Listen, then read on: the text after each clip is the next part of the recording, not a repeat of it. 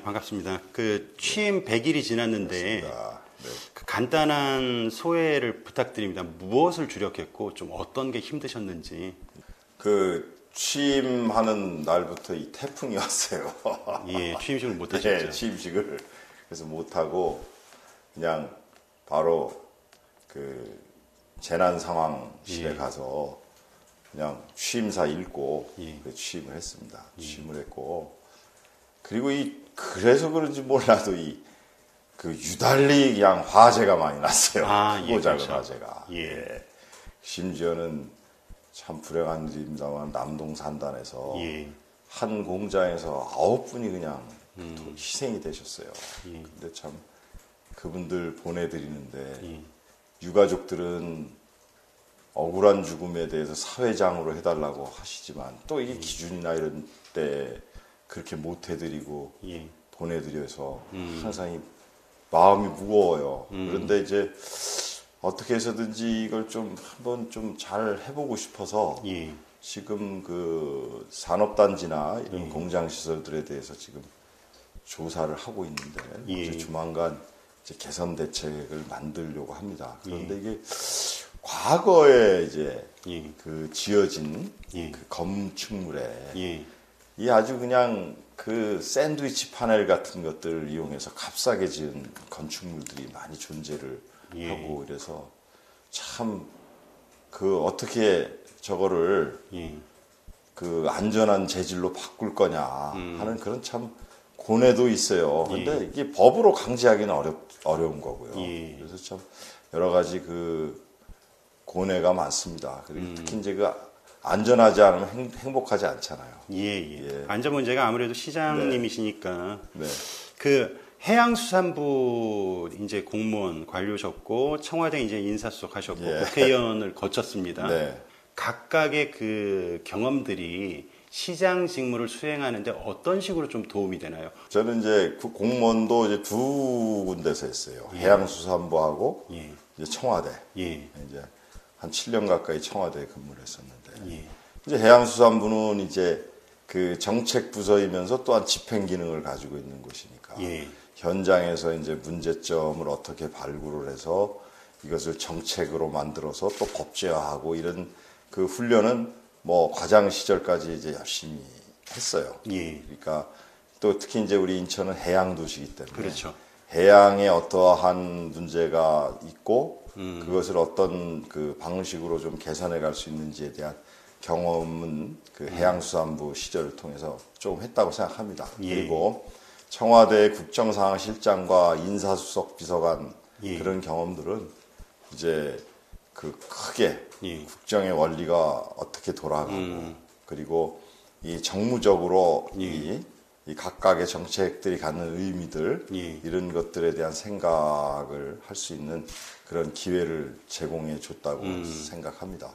그리고 이제 국회의원 시절에는 저는 공교롭게도 물론 행정안전위원회에 6년간 있게 됐었는데 물론 이제 안전 문제에 대한 생각, 특히 이제 소방, 경찰 이런 문제들 많이 이제 생각을 했고 또한 이제 뭐 그 과정 속에서 정책위 부의장이라든지 원내 부대표, 뭐 또 최고위원 경험들 이런 걸 통해서 이 정당의 그 의사결정 구조 그리고 이제 이 광역단체장으로서 이제 그 품었던 생각을 어떻게 하면 이거를 법으로 만들어낼 것인가 하는 그런 그 길 그런 것들은 조금 많이 배웠다고 생각합니다. 그래서 이 각각의 경험이 그 광역단체장 하는데 다 소중한 밑거름이 될 거라고 그렇게 생각하고 있어요.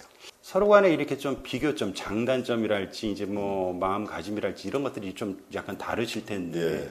물론 이제 다 특색이 있어요. 그런데 아무래도 이 국회의원 같은 경우는 저는 이렇게 최신의 전투기 조종사다 이렇게 표현하고 싶어요. 왜냐?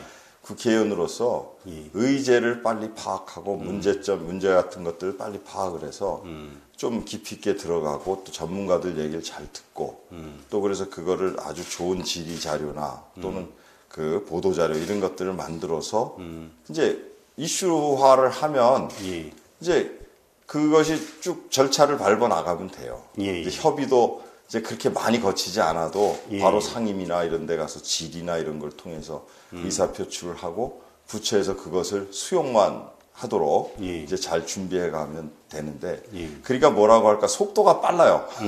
그리고 이제 저 혼자 이렇게 구상해도 크게 이제 지장이 없는 개개인이 헌법이 기관이기 때문에 예. 그래서 이제 그런 좋은 점도 있고 그다음에 이제 뭐 행사 참석 같은 것도 제가 능동적으로 골라서 갈 수 있잖아요. 근데 이게 이제 인천시장 이 광역단체장을 하다 보니까 이제 저는 이렇게 표현해요. 중고항공모함을 몰고 지금 운항하고 있는 중이다. 왜냐? 그게 중고라는 말을 왜 쓰냐면 제가 처음 맞는 조직이 아니잖아요. 그렇죠. 쭉 이제 그 과거 시장들로부터 다 연원이 있는 거고 그리고 또 이제 그 과정 속에서 인천시의 이름으로 쭉 추진해왔던 정책들이 있는 거고 그 흐름 속에서 이제 그 또 시민들을 행복하게 해야 한다는 목적항으로 지금 가고 있는 거거든요. 그렇죠. 그러니까 이게 제 의사대로 뭐 그냥 신속 기민하게 막 이게 결정되고 막 이렇게 되는 건 아니잖아요. 그리고 결국은 그 많이 함께 타고 있는 우리 승조원들, 우리 인천시의 공직자들이 생각에 동의해주고 또 뜻을 같이 해야 이게 뭐 그 정책으로 뿌리 내릴 수 있고 또 지속성을 가질 수 있지 않겠어요. 그래서 저는 광역시장은 중고 항공모함의 함장이다 이렇게 표현을 합니다. 그래서 약 그 두 가지 직업이 약간 특성이 좀 있는 것 같아요. 예. 인천시장 일이 훨씬 힘드신가요? 그러니까 뭐 보좌를 받는 조직은 많은데 그만큼 이게 범위가 넓잖아요. 아, 그렇죠. 예, 종합행정입니다. 그리고 우리 지방정부의 일이라는 거는 종합행정이기 때문에 제가 이게 두루 알아야 되잖아요. 근데 물론 그래도 제 개인적으로는 청와대 이제 국정상황실장 같은 그런 경험들이 있어서 그 어깨 너머로라도 저는 그래도 비교적 여기저기 이렇게 들은 편이고 좀 그 연원도 알고 있고 좀 그런 편이에요. 그래서 조금은 낫다고는 하지만 그러나 여기에 아주 그 역사적으로 켜켜이 쌓여 있는 그 정책의 그 배경이나 이런 것들을 또 다시 정확히 파악하지 않으면 오류를 범할 수 있는 거거든요. 그러니까 좀 노력을 더 많이 해야 되는 것 같아요. 예. 그 4일부터 6일까지 14 그 공동선언 11주년 기념행사로 평양에 갔다 오셨는데 갔다 왔어요. 제가 이제 북에 제일 가까이 간 거는 14 정상선언 이제 그 남북 정상회담 하러 이제 우리 노무현 대통령께서 군사 분계선을 걸어서 넘어가셨죠. 그때 군사 분계선에 서서 잘 다녀오십시오라고 인사하고 저는 다시 이제 청와대로 복귀해서 일을 했는데 그때가 제일 북쪽 땅에 가까이 갔던 그 경험이에요. 제가 이제 물어봤죠. 그러니까 저하고 이제 같은 차를 타고 다니신 분이 이재정 장관님, 이종석 장관님, 정세현 장관님들하고 같은 차를 타고 다녔어요. 그분들은 뭐 이제 수차례 평양을 방문하셨던 경험도 있으신데 그분들 공통적으로 하시는 말씀이 진짜 높은 건물들이 많이 들어섰다. 그리고 건물이 그 여명거리 이런 데 가보니까 똑같은 모양이 없어요. 다 다르게 지어져 있고 또 이제 과학관 같은 경우 이런 것들도 아주 크게 대규모로 지어져 있고 그렇고 이제 우리 장관님들이 과거와 비교를 하면 많이 유연해졌대요, 사람들이. 북한 측 사람들이. 북한 측 사람들이. 그러니까 이제 옛날에는 북한이란 단어 이런 걸 함부로 못 썼대요. 그럼 막 그거에 대해서 지적도 하고 막 그러고. 그리고 이제 또 하나 많이 달라진 게 반미 구호가 싹 사라졌대요. 평양 거리에서 뭐 반미 구호가 거의 사라졌다. 이런 말씀들을 하시는 거를 제가 많이 들었어요. 14선언이 이후 정권에서 조금이라도 제대로 진전이 됐다라면 인천은 크게 많이 달라지지 않았겠습니까? 당연하죠. 그 9년 가까운 세월이 거의 뭐 멈춰서 있었잖아요. 근데 그런 일들이 멈추기만 하는 게 아니라 뒤로 후퇴해요. 사실 가서 기념식 하는데 이게 굉장히 귀에 따갑더라고요. 북측 사람들이 약속해놓고 지키지도 않았다는 데 대한 아주 그런 막 아주 질책성 뭐 이런 발언들 막 이렇게 쏟아내는데 뭐 그냥 좀 기분이 그렇게 뭐 저기는 안 했지만 좀 잘 이런 거죠. 약속을 해놓고 지키지 않은 데 대한 이제 좀 불만 섞인 얘기들이 있었는데 이거 뭐 14정상선언은 뭐 상당 부분이 우리 인천과 직결되는 거잖아요. 그렇죠. 공동 어로 수역, NLL을 포함한 그 공동 어로 수역 같은 것에서 이제 이행이 됐더라면 우리 서해오도가 평화 지역으로 됐을 것이고, 그다음에 이제 가장 좋은 곳은 지금 야간 조업 같은 게 허용이 안 되거든요. 그 이유가 이제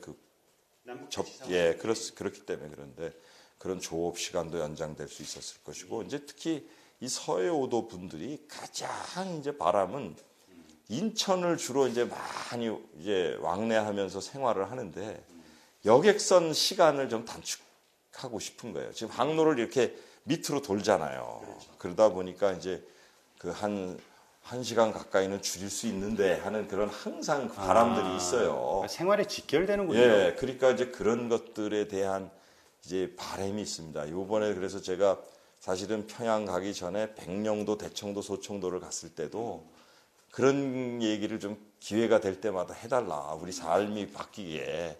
이제 이런 이야기들을 많이 해요. 그리고 이제 또 우리가 서해 평화협력지대에서 우리 개성, 해주, 우리 인천 여기를 연결하는 이제 개성공단 화물 같은 게 인천항을 이용해서 수출되고 했었거든요. 이제 그런 프로그램들이 다 이제 14정상선언에 들어있었기 때문에 우리 인천이 14선언이 됐더라면 더 발전이 빨랐을 것인데, 그래도 다행인 것이 요번에 판문점 선언하고 9월 평양 공동 선언이 14선언을 기반으로 해서 그거를 잘 이행하자는 그 합의가 아주 중요한 부분이에요. 그렇죠. 예, 그렇기 때문에 뭐 이제도 늦었지만 뭐 유엔 제재나 이런 것을 잘 감안해서 좀 아주 확실하게 좀 잘 진척이 됐으면 좋겠다 하는 바람을 갖고 있습니다. 가을이 왔다. 예. 그 북한 예술단 공연이 그 인천 유치에 굉장히 애를 쓰시고 있는데 실현 가능성을 어느 정도로 좀 그런 국가적으로 중요한 공연에 대해서 그동안 그럼 또 공연한 횟수나 이런 게 얼마나 축적돼 있냐 이런 것도 또 굉장히 물어보는 요소더라고요. 예. 근데 이제 아트센터는 지어놓고 개관을 안 하고 있는 새 건물이잖아요. 예. 그러니까 이제 그런 데선 또 불리한 면도 있고. 그러나 또 이제 뭐냐면 대관 일정이 많이 잡혀 있지 않기 때문에. 그렇죠. 예. 또 쉽게 활용할 수 있는 또 장점이 있고. 그 뭐 공연 경험이야 또 몇 차례 사전 리허설이나 이런 걸 통해서 뭐 얼마든지 극복할 수 있는 거고. 이제 그런 거고. 그러나 또 이제 가장 중요한 것은 이제 북한 예술단들의 규모가 얼마나 될 거냐. 그리고 그 사람들이 와서 숙소를 어디에 정하고 어떤 방식으로 이동을 할 거냐. 이런 것들이 굉장히 중요한 요소가 되겠죠. 이제 그런 거에 대한 구체적 협의가 들어가고 이렇게 돼야 그 가능 여부를 좀 점칠 수 있을 것 같아요. 그 지난번 평양 방문 때 북측 관계자들을 만나서 공연 얘기도 하셨지만 다른 사안에 대해서 좀 협의하거나 그러니까 민화협에서 이제 오셨었어요. 예. 민화협 쪽에서 오셔가지고 이제 같이 쭉 만났어요. 여기서 방북을 했던 각 그 시도의 그 시장님들 또 부시장들 이렇게 같이 만나서 이제 얘기를 했고, 이제 저도 이제 그 과거에 우리 인천에서 했던 사업들 이런 거 다시 다 복원하자. 그리고 가을이 왔다. 그걸 좀 인천에 이런 곳이 있으니 좀 했으면 좋겠다. 그 다음에 이제 고려 역사나 이런 문제들 가지고 이제 서로 이제 소통하고 학술적 교류를 하자. 그리고 이제 거기에 이제 그 이광재 전 지사 이런 분들하고는 스마트 시티에 대한 관심이 굉장히 많더라고요. 북측에서. 그럼 스마트 시티가 우리 송도 같은 데 잘 돼 있으니 송도도 한번 구경도 하고 또 그다음에 국제 학술 대회 같은 거를 뭐 평양 또 뭐 이렇게 번갈아 교류하면서 열면 어떠냐. 뭐 이런 이야기들도 나누고. 국제 행사는 네. 인천공항이 있어서 굉장히 입지는 유리한 네, 그럼요. 거죠. 예. 그러니까 그런 거는 뭐 지금 그날 그 자리에서 그렇게 뭐 상세한 이야기를 나눌 수 있는 그런 거는 아니었어요. 아니었고 이제 시작이에요. 오늘 뗀 거죠. 네, 뗀 거고.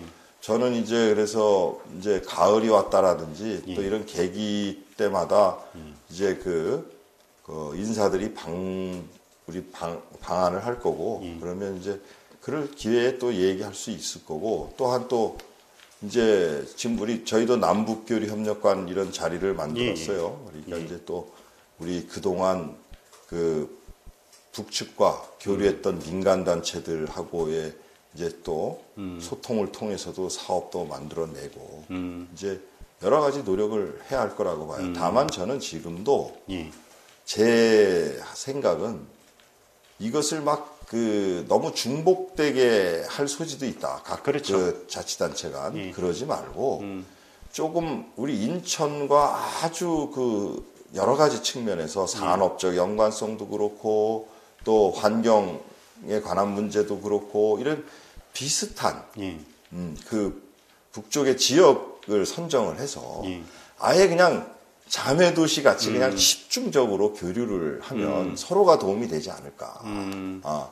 그러면 그렇게 하기 위해서는 이제 조금 연구조사도 좀 필요하다.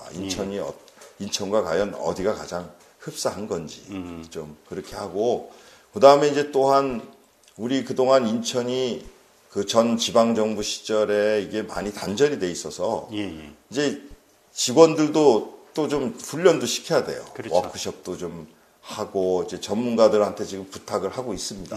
그래서 그런 것들을 좀 차분히 준비해서 그리고 너무 서두르면 실수해요. 그러니까 그렇죠. 이제 잘 해보고 싶어요. 싶고 그렇지 않아도 우리 인천은 항상 뭐냐면 이 14선언의 이행의 중심에 있거든요. 그렇죠. 그러니까 군사 위원회 회담 같은 거에 우리 인천이 적극적으로 의견을 개진하고 잘 진행될 수 있도록 관심을 갖고 지금 살펴볼 생각이에요. 그러면서도 끊임없이 뭐 또 이제 기반을 놔야 되는 그 평화고속도로. 그러니까 영종도가 어쨌든 우리나라의 관문인데 영종도를 기점으로 해서 북한으로 빨리 갈 수 있는 고속도로를 놓자. 그래서 강화로 거쳐서 개성으로 가고 하나는 대주로 가고 이런 고속도로를 놓읍시다 하고 계속 지금 또 말씀도 드리고 그 방안을 지금 또 고민하고 있어요. 그러니까 이게 뭐 어느 게 뭐 남북 교류 사업이냐 이렇게 할 수가 없어요. 거의 다 우리 인천의 일은 그렇게 봐야 돼요. 우리 공항 같은 경우도 이제 예를 들면 그 북측하고 잘 얘기가 되면 여기를 거점 공항으로 써고 백두산 갈 때도 우리 인천공항을 거쳐가게 이렇게 항로 개설도 하자. 그래서 이제 뭐 거기에 필요하면 삼지연 공항에 우리 인천 우리 공항공사, 국제공항공사 같은 데서 진출해서 거기 뭐 기반 시설을 같이 투자한다든지 뭐 찾아보면 무궁무진할 거예요. 일이. 그래서 우리나라에서 이제 하늘이 열리는 길이 이제 인천이니까요. 네. 그래서 인천공항을 활용해서도 또 이제 큰일 할 수 있고, 그다음에 인천항을 그동안 뭐 개성공단 물량도 그러니까 실어 나르고 했던 역할을 했듯이, 그런 물류의 또 그 중심으로서 역할을 하기 위한. 철도하고는 또 물류 사이즈가 다르니까. 다른 거죠. 예. 대량 화물은 오히려 해상 운송을 하는 게 효율적일 수 있어요. 소위 이제 2007년에 그 노무현 대통령이 식수했던 그 노무현 소나무 지난번에 못 봤는데 요번에 이제 보셨더라고요. 시장님은 노무현 전 대통령하고 각별하시지 않습니까? 딱 보니까 좀 감회가 어떻던가요? 예, 정말 노건호 씨도 같이 있던데. 예, 약간 대통령님은 가셨어도 추구하셨던 우리 남북 평화 번영의 그런 생각들이 저렇게 소나무가 풋풋하게 살아있듯이 살아있구나 하는 걸 느끼고 저도 눈시울이 좀 뜨거워지더라고요. 그래서 이제 봉화에서 가져간 흙하고 물 이렇게 들이면서 잘 계승 발전시키겠습니다. 이렇게 이제 했고 특히 뭐 이제 가치 수석 비서관들을 했던 전해철 의원, 뭐 이호철 수석 이렇게 같이 사진도 찍고 우리 건호 씨하고도 이제 사진 찍으면서 자 우리 이런 계기로 우리가 잘 한번 더 해보자 이렇게. 근데 그 관송이라고 하던데요, 소나무가. 아 그래요. 예, 옆으로 이렇게 잘 퍼져서 건강하게 잘 자라던가요? 네, 잘 자라더라. 네. 박남춘이 본 노무현, 문재인 어떤 분들인가요?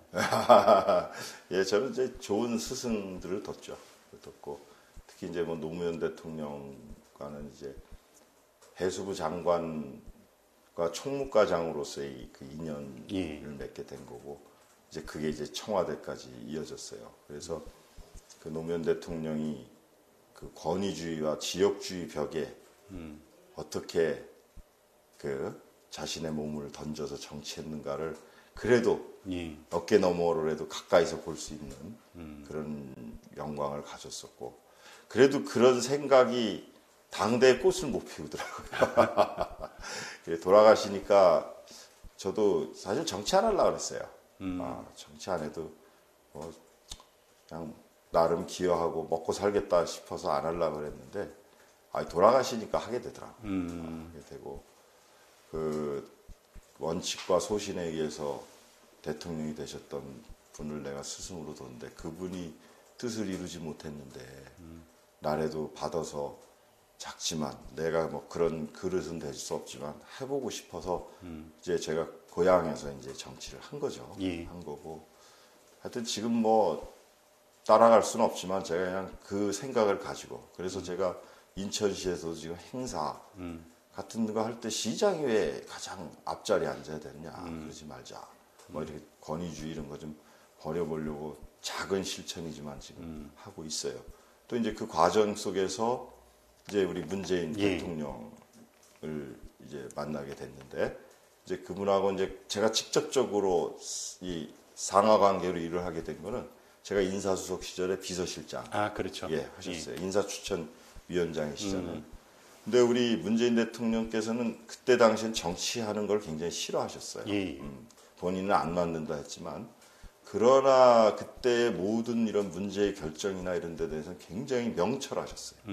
그러니까 어려운 결정을 할 때 우리 노무현 대통령께서 문재인 실장의 의견을 굉장히 많이 들어요. 존중해요. 그렇게 이제 그래서 실장님은 어떻게 생각하십니까? 이런 질문을 하실 때가 많았어요. 그만큼 그 의사결정이 신중하고 충분히 공부하십니다. 그리고 인사추천위원장으로서 사전에 무슨 이제 자기 생각이 있을 수 있거든요. 그런데 그걸 그 비공식적으로 밝힌 적은 없어요. 그러니까 이제 그런 한마디로 외유내강한 분이에요. 그리고 모든 일을 정말 열심히 합니다.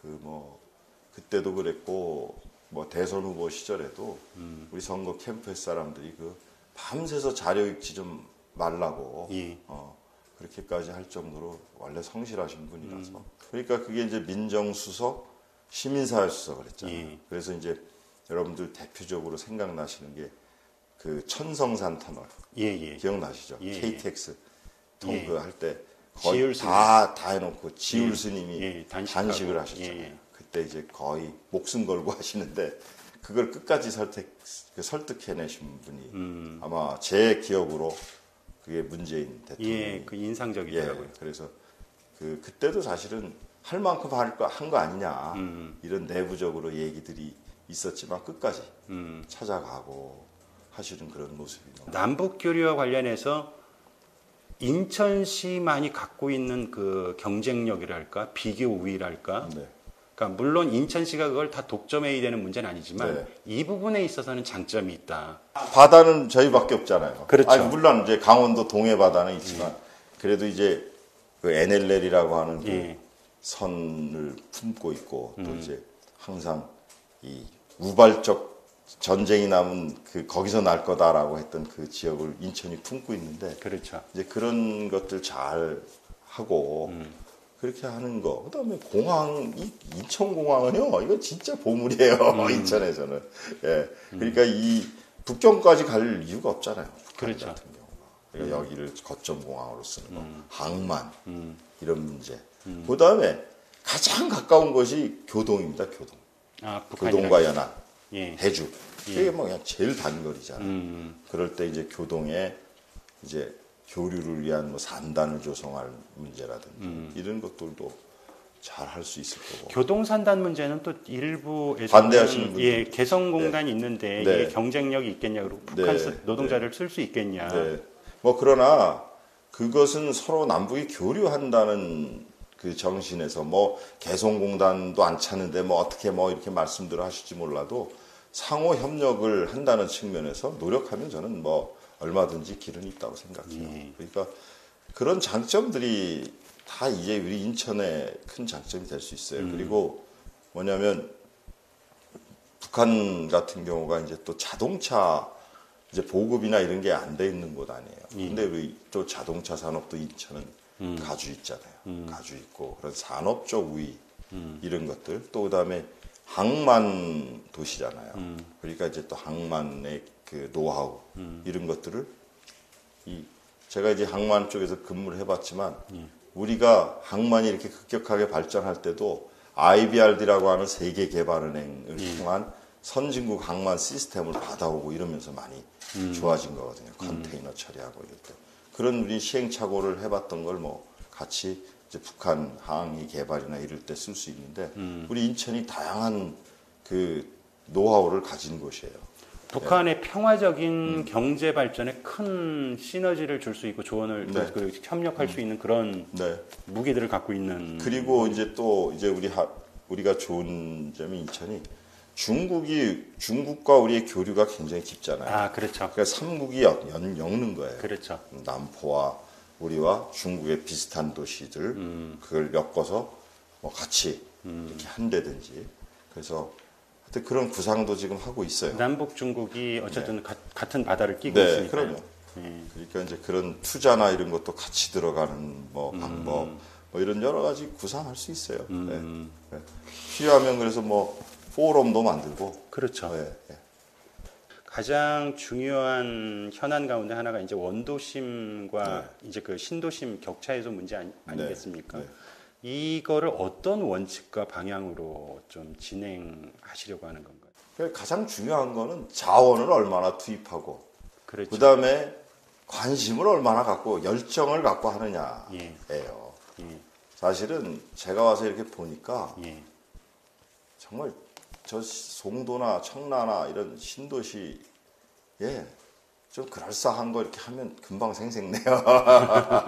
외형적으로요. 그런데 사실은 이 원도심 재생하는 게 그렇게 쉽지가 않습니다. 그러니까 어떻게 해야 될지에 대한 그 노하우도 그렇고 또 과연 이 돈을 투자해서 이게 진짜 효과가 날 것인가 이런 고민도 있고 그래요. 그리고 또 하나 문제는 뭐냐면 이것이 무슨 한 국의 문제가 아니에요. 원도심을 살리려면 이게 총체적으로 들어가야 돼요.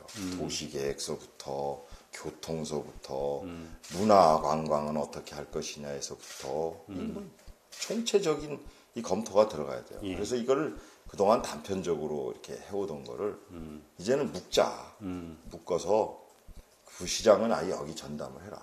그리고 이제 가장 지금까지 원도심 정책의 실패는 너무 찔끔찔끔 그냥 이러다 끝난 거예요. 그러니까 좀 가시적 성과가 보여질 수 있도록 예산이나 재원의 배분도 충분히 하자. 그래서 몇 년 지나면 이것 자체가 이게 되네 하는 자신감을 심는 거 이게 굉장히 중요해요. 그래서 요번에 이제 많은 고민을 해서 물론 전부를 발표할 수는 없겠지만 쉽게 실행에 옮길 수 있는 것부터 그러면서도 체감할 수 있는 것. 그 대표적 예를 들자면 이제 우리가 계양장 아닙니까? 그럼 조차지가 있잖아요. 일본식 간혹 중국식 가옥 다 있어요. 일본식 가옥하고 다 이런 것들이 있는데 거기에 그냥 말로만 하지 말고 거기서 잠도 한번 주무시게 하면 어떠냐. 와서 거기에서 아예 게스트하우스 마냥 할 수 있게 현존하는 걸 잘 막 바꿔서 하여튼 이런 것들. 그리고 이제 인천이 가장 큰 문제가 해양도시라고 하는데 이게 접경지역이다 보니까 군사적으로 항상 취약하기 때문에 철책선이 거의 젖어 있어요. 그리고 또 있는 그 바다마저도 또 뭐냐 공장에 다 둘러싸여 있어요. 예, 그렇죠. 예, 만석부두, 북성포구 막 이런 것들이. 그래서 이제 그런 것들도 어떻게 하면 좀 쉽게 다 시민들이 걸어서 또 차이나타운 구경하셨던 분들 막 이런 고민들을 하고 그다음에 이제 고속도로를 일반 도로화 했거든요. 예. 이제 그쪽 부분을 어떻게 이제 그러면 이제 명실상부하게 도회지로 이렇게 편입을 시킬 거냐 도시로 그 도로의 기능을 적절히 조화시키면서도 이제 할 것인가 이런 사업들에 대한 구상을 밝힐 거예요. 10월 말 안으로. 아, 예. 네. 그래서 지금 그런 구체적 그림이 나오고 또 이제 내항을 이제 돌려봤거든요. 예. 이제 18부도 예. 이제 그 바닷가에 그럼 어떤 그 시민들이 즐길 수 있는 시설들을 배치하고 문화적 그 혜택을 보게 할 것인가에 대한 고민. 그다음에 이제 또 이 군부대들이 인천은 제법 많아요. 예. 삼보급단 뭐 이래가지고 그런 데들을 이전을 좀 빨리 해달라. 이제 하는 그걸 추진해서 그 지역을 어떻게 시민들께 돌려드릴 것인지 이런 것들이 아주 할 일이 많아요. 네. 근데 그런 데 있어서 제가 집권해 있는 동안에 가시적으로 좀 보여드리고 싶어요. 그리고 지금 이제 인천에 아주 두고두고 묵힌 아주 골칫덩어리가 월미은하레일이에요. 월미은하레일. 예? 예. 그거 뭐 그냥 엄청난 돈 지금 1,000억 가까이 들이고도 지금 뭐 될지 안 될지 막 했는데 지금 하여튼 최선을 다해서 안전성도 유지하면서 지금 잘 해가고 있어요. 제가 그래서 교통공사 사장 같은 경우는 예. 그거를 보고 내가 저기 하겠다 임기를 결정하겠다. 그러니까 그때까지 제가 그냥 일 좀 더 해달라. 잘 해달라 대신 지금 그런 것들 좀 잘 만들고 이런 게 다 그 원도심 개발의 중요한 사업이 될 수 있어요. 그래서 하여튼 그림은 10월 한 그 말에 예. 예, 발표를 할 거예요. 그리고 다는 아닐 수도 있어요. 그러나 이제 상당 부분의 그걸 오픈하려고 합니다. 기록하고 시스템을 중요하게 여기는 걸로 제 알고 네. 있는데요. 그 노무현 전 대통령이 예. 중요하게 생각했던 것도 이제 시스템과 네. 기록의 네. 문제인데 네. 좀 같이 연결이 되는. 그러면 부분인가요? 제가 이제 그때 이제 느꼈던 게 이제 우리 그 행정 업무 처리 시스템이죠. 그러니까 그걸 이지원이라고 예, 불렀는데 이제 그거를 이제 만들면서 많이 느꼈던 거고 기회 때마다 이제 우리 스승이셨던 우리 노무현 대통령께서 맨날 하셨던 말씀이 공개해야 해. 그리고 기록에 남겨야 해. 그래야 그게 왜 그러냐면 소통이 일어나는 거고 그리고 부패하지 않는다는 생각도 있어요. 그리고 의사 결정을 굉장히 신중하게 할 수 있다. 그리고 진짜 누구가 이 아이디어의 발안자인지도 그 쉽게 알 수 있는 거 아니냐. 그런 평가 문제나 이런 것도 굉장히 객관적일 수 있고 한 그런 말씀을 계속 하시면서 사실은 처음에 그런 거 만들면요 하기 싫죠. 그 얼마나 귀찮아요. 근데 실제로 그걸 자리 잡고 이렇게 해보니까 나중에 이제 수석 비서관이 돼서 평가를 딱 해보니까 긴 말이 필요 없어요. 당신 무슨 과제로 평가받을래? 그리고 본인이 과제 딱 선정하게 해서 그 과제 관리 카드에 제가 수석 비서관 접근 권한이 있거든요. 평가할 때 들어가서 딱 보면 거기에 쭉 한 일이 붙어 있어요. 법안까지 만드는 사람이 있고 또 그리고 그 일이 얼마나 효과가 있고 한 건지는 또 다 객관적으로 알 수 있는 거예요. 그럼 그런 사람 뭐 잘했어 못했어 평가를 할 수 있고 그리고 실제로 거기에 올리려니 거기에 진짜 비민주적이고 불법적인 일 할 수 있겠습니까? 그렇죠. 그러니까 사전에 올리자마자 공개되고 뭐 그럼요. 다시 뭐 데이터 장난칠 수도 없는 시스템이. 그리고 그때 이제 인상 깊었던 거는 대통령께서 본인이 보고 참 이건 나 혼자 보기 아깝다. 이 관련 수석이 올린 거지만 이게 참 나 혼자 보기 아깝다 그런 보고서를 다 같이 올려서 읽자. 이렇게 지식의 공유가 일어나잖아요. 예. 그 얼마나 좋습니까? 그리고 거기에 모든 출장 갔다 오면 그 자료실에 이렇게 딱 모아놓기도 하고 이제 그랬던 여러 가지면 그러니까 의사결정에 정책 결정에 신중함 또 부패의 차단 그다음에 소통의 문제 이런 모든 굉장히 중요한 행정의 그 원리를 잘 실현할 수 있는 좋은 거예요. 그래서 저도 지금 거기까지 따라갈 수 있을지 이제 고민하지만 그 방향으로 가급적 공개하자.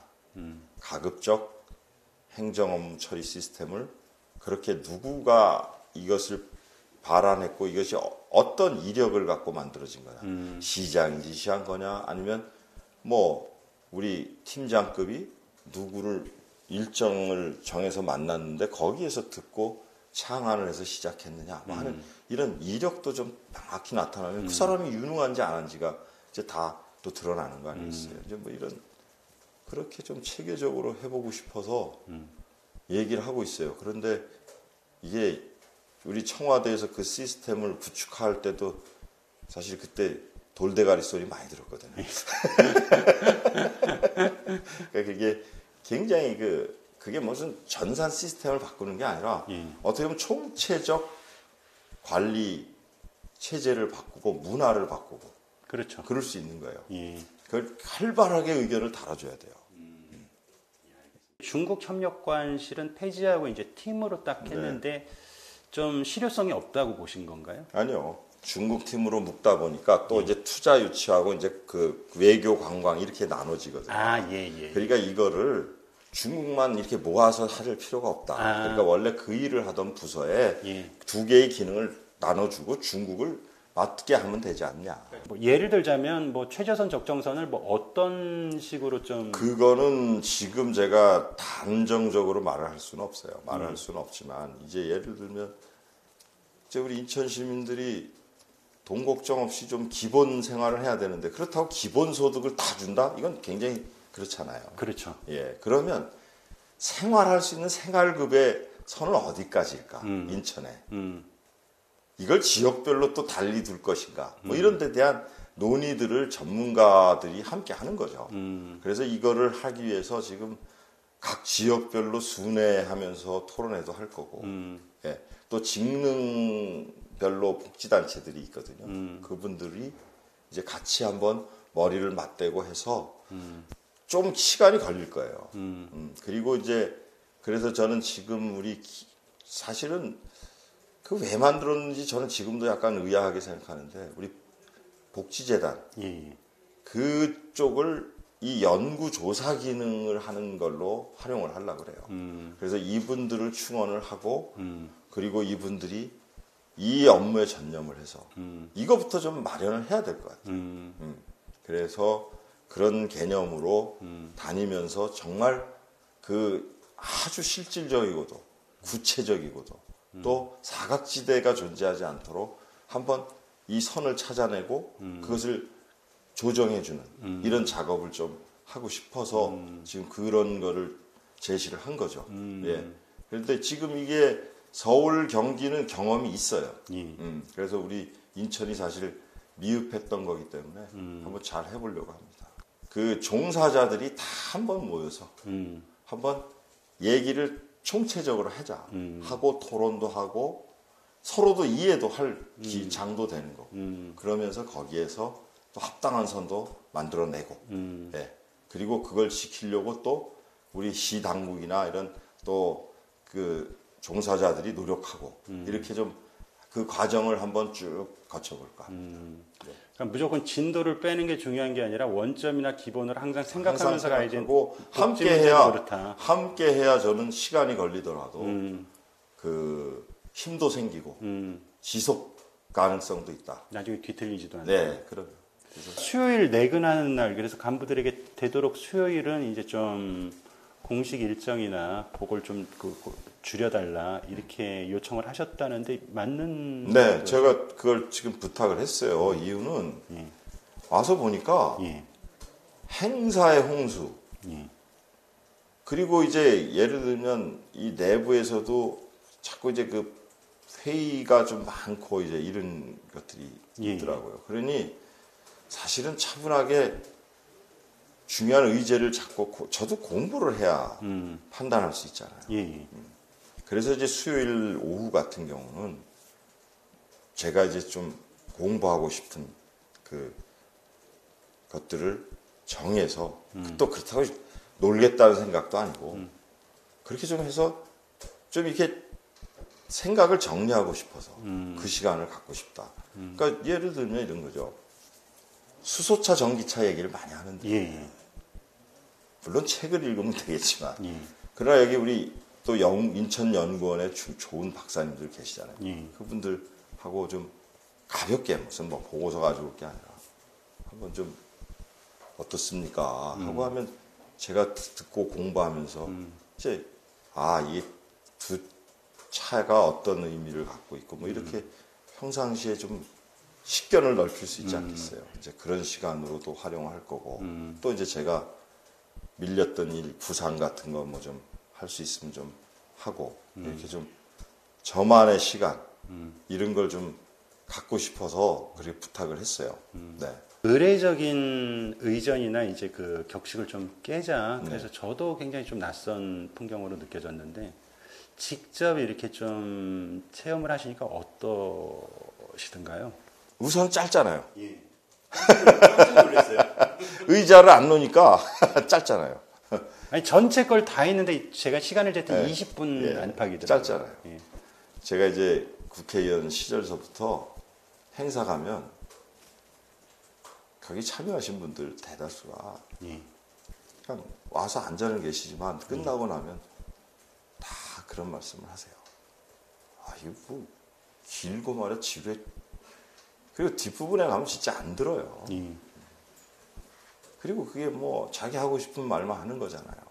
그래서 한번 좀 저기 해보자. 그리고 행사의 주인공은 시장이 아닌데 맨날 시장의 가운데 앞자리에 앉아가지고 들어올 때 입장하십니다 박수 치라 그러고 이거야말로 그 너무 권위주의적 행태 아니냐. 그러니까 그런 거부터 좀 한번 바꾸자. 그리고 지난번에 사실은 취임식 할 때 저기 시청 앞에 우리 미래광장에서 스탠딩으로 해서 내가 취임사를 읽고 바로 시청으로 들어오는 그런 기획을 했다가 그냥 태풍이 오면서 못했어요. 그래서 이번에 시민의 날 그 기념식을 할 때 그렇게 한번 해보자. 스탠딩으로. 그렇게 하고 진짜 시민들 상 받으시는 분들이 정말 구애받지 않고 사진도 좀 자유롭게 찍고 그분들을 저기 하고 좀 자연스러운 모습 연출하면 안 되겠나. 그리고 그 장소가 시청이었으면 좋겠다. 그리고 그날을 기해서 우리가 내년에 이제 완공을 목표로 꿈꾸고 있는 이 시청 앞 광장에 한번 느낌을 한번 느껴보자. 그래서 이번에 오른쪽 편에는 뭐 사회적 경제와 관련된 뭐 협동조합, 마을 기업들이 만든 생산품을 팔로 개척을 좀 하게 하고, 그다음에 녹색 그 환경 그쪽에서 뭐 나눔 장터를 한번 해보자. 그리고 저쪽은 우리 뭐 주민 그 동아리 활동들을 통해서 그동안 공연했던 좋은 프로그램들 올려서 그냥 지나가던 시민들이 자연스럽게 좀 그걸 보시고 또 뭐 그냥 먹거리 그냥 간단하게 먹거리도 사실은 이 시청 주변에 상인 연합회 드리려고 그랬어요. 근데 본인들은 그 좀 너무 작다고 생각하셨던 것 같아요. 그래서 이제 그 단체에서 한 군데서 그 저기를 하셨는데 이제 그렇게 해서 좀 자꾸 좀 바꿔보고 싶어요. 그래서 오늘도 사실은 복지 쪽의 직능단체장들 만나서 맨날 판에 박힌 방식으로 내빈 소개하고 축사하고 격려사하고 대회사하고 이렇게 하지 말고 좀 그냥 관련 저기들이 쫙 모여서 토론회 하고 또 때로는 잘한 사례들 한번 또 발표회를 하는 뭐 이렇게 시간도 좀 갖고 좀 이거 좀 바꾸면 안 돼요 하는 화두를 던졌어요. 제가 던졌는데 그러고 싶어요. 우선은 짧아야 되고요. 그리고 사실 그 상 받으신 분들, 이런 분들이 왜 받았는지도 모르고 다 상 주고 있거든요.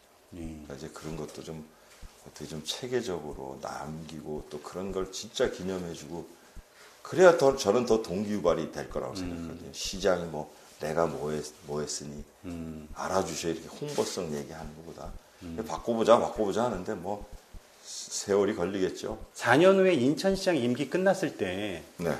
어떤 시장으로 평가받고 싶으십니까? 네, 저는 지금도 솔직히 말씀드려서 지금 아까도 제가 행사에 권위주의를 없애자 막 이랬던 적인데 나는 우리 노 대통령께 이제 항상 영향을 받았고 참 좋았던 게 우리 내려갔을 때 어떻게 살 건지를 생각하고 있으면서 삽시다. 저는 그 말씀이 굉장히 권력의 정점에서 내려왔을 있을 때 우리가 그만두고 내려갔을 때 그렇게 어떻게 살 건지를 생각하면서 지금 살아갑시다 하는 그런 얘기를 이제 비공식 자리에서 이렇게 저희한테 하셨던 게 굉장히 저는 그 순간 꽂혔어요. 꽂혔고 지금도 저는 시장이라기보다 내가 내려갔을 때 참 좋은 시장이었다라는 이야기를 듣고 싶어요. 근데 그게 이제 가장 좋은 방법은 함께 하는 거라고 생각해요. 뭐 시장이 내가 내 머리로 뚝딱해서 뭐 좋은 작품 하나 만들어 놓고 이렇게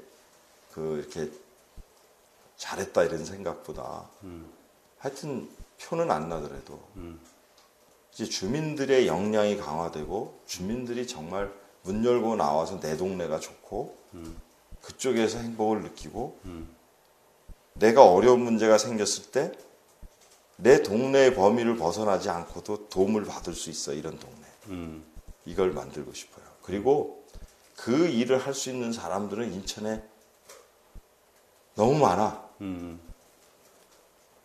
라고 이렇게 좀 시민들이 강해졌으면 좋겠어요.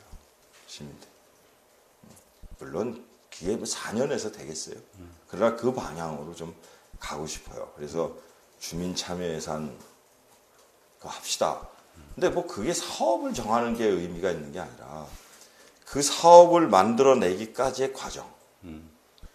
과연 누구의 머리에서 어떤 방식으로 모여서 그런 것이 제기가 됐고 그러면 그걸 함께 하기 위해서 그럼 어떻게 발품을 팔고 이 물건을 만들었는가. 이 과정이 참 잘 됐으면 좋겠다고 했는데 요번에는 뭐 이미 다 이제 분과별로 하고 투표까지 다 끝내서 뭐 우리 예산을 담당한 실무자들은 다 잘 거쳤습니다는 해요.